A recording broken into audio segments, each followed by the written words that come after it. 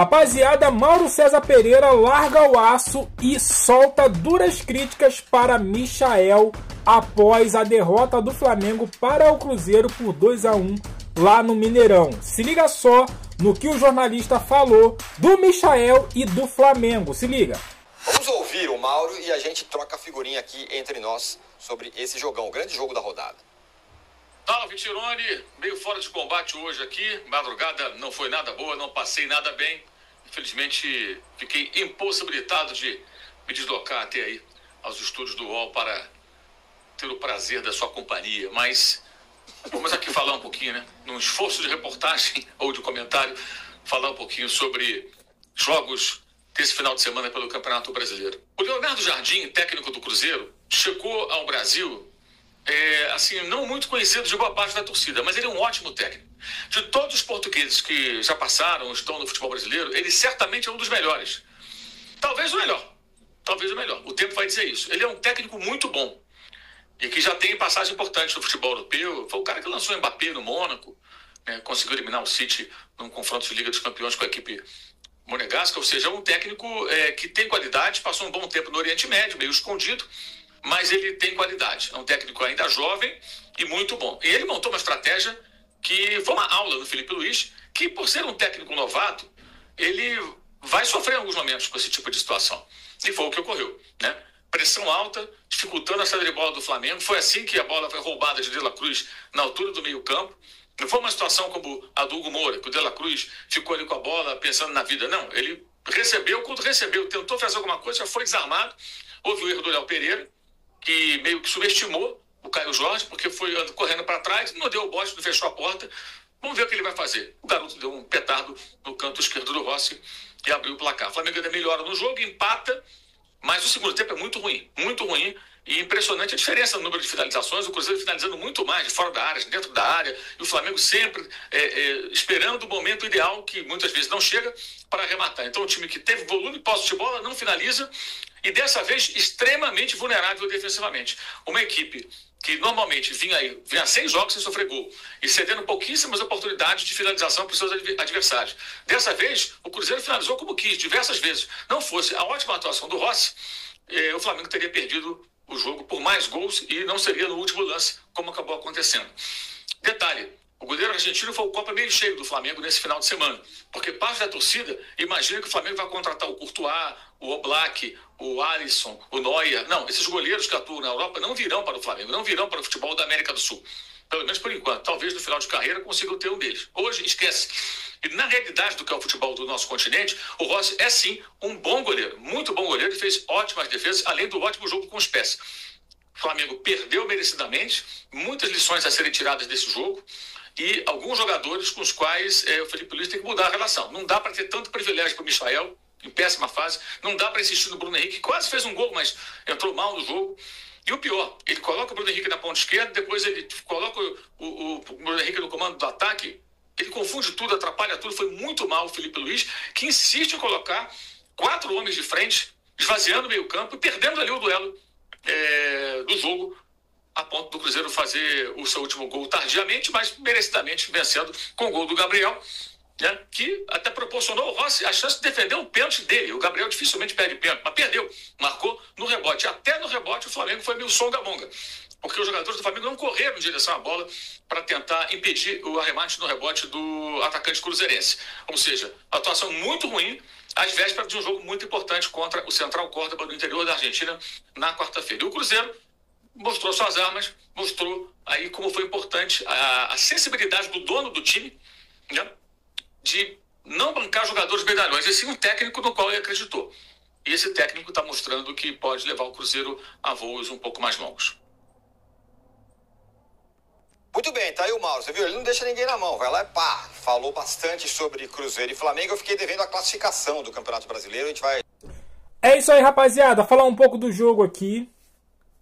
Michael, é brincadeira, né? O Mauro falou aí do Bruno Henrique, mas o Bruno Henrique é esforçado. O Michael também, né? Mas o Bruno Henrique, eu acredito que, primeiro, tenha mais crédito. Segundo, tem jogos que ele entra e resolve. Essa é a verdade. O Mauro, ele não lembrou aí. Tem jogos que ele entra. O próprio Mauro já elogiou bastante o Bruno Henrique, né? Então, assim, o Mauro precisa, né, dar uma refrescada na memória. Agora, Michael, quando que ele resolveu o jogo pro Flamengo? Até o Juninho já resolveu o jogo pro Flamengo, né? Na primeira rodada da Libertadores, se eu não me engano, o Juninho faz o gol na vitória do Flamengo. Então, assim, até o Juninho já decidiu. Michael tem decidido o que para o Flamengo? Sem querer ficar apontando, mas já apontando, cara, o Michael, o Felipe Luiz precisa resolver essa situação com o Michael. Não dá mais para ele entrar nos jogos, perder gols como está perdendo e não ser eficiente para o time dentro de campo. Michael entrando e não entrando não faz diferença, cara. Infelizmente, essa é a realidade dos fatos. Não faz diferença. Ele não tem... Cadê aquele Michael que no 1-1 era excelente? Michael com Jorge Jesus, que jogou muito.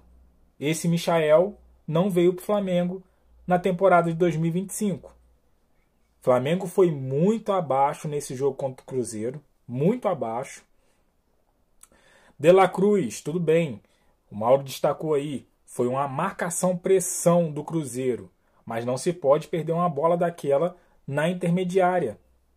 Léo Pereira, dá o bote, faz a falta, faz alguma coisa. Não deixa o cara chutar, cara. Deixou o cara chutar, vai afastando para trás, para trás, para trás. Tá dando campo pro cara. O Léo Ortiz estava na tua cobertura. Era só dar um bote. Deu o bote. Se o Caio Jorge sai, Léo Ortiz estava ali. Estava ali. Tinha que fazer uma coisa. Não poderia deixar de chutar, né? Então, assim, atuação muito ruim do Flamengo. Muito ruim. Principalmente no segundo tempo, né? O Wesley muito abaixo. Muito abaixo do que pode. O Gerson e o Arrascaeta ainda fizeram alguma coisinha, mas também foram muito abaixo do que podem render, né? Pulgar também muito abaixo, né? Pulgar não comprometeu muita coisa não, mas, né, jogou abaixo do que pode também. Enfim, o time todo. Agora, uma boa notícia para esse time, né? Porque nem tudo é ruim quando o time perde. Por que isso? O Mauro destacou aí o Rossi. Ele mostrou que é um goleiro de confiança. Mostrou que é um goleiro de confiança. Se não fosse o Rossi, seriam uns 3 ou 4. Rossi fez 2 defesas, no mínimo, que poderia ter sido facilmente gol. Poderia facilmente ter entrado no gol. Então, realmente, esse copo cheio aí ficou por conta do Rossi, que defendeu o pênalti, né? Defendeu o pênalti do Gabriel Barbosa, o Gabigol. E teve várias defesas ali importantes. Então, assim, na derrota, nós vimos algo de bom, que foi o Rossi, né? Muito bem mesmo com os pés. Isso já não é de agora, o Rossi vem fazendo isso já há tempo, né? Jogando ali como um terceiro zagueiro ali, quando o Flamengo está com a posse de bola, né? Recua para ele e ele arma, ele lança. Então, assim, o Rossi, ele é peça fundamental também nessa saída de bola do Flamengo. Quarta-feira é final. É a primeira final das 3 que o Flamengo tem pela frente na Libertadores. Se empatar ou perder, pode ser que dê adeus para a Libertadores de 2025.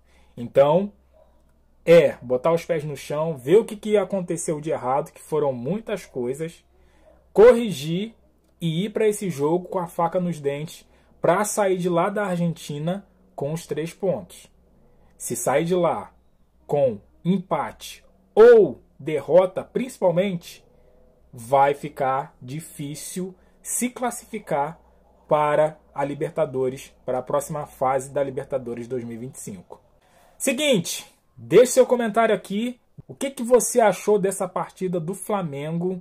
Deixe aquele like, se inscreva, compartilha. E eu fico por aqui. Até a próxima. Valeu!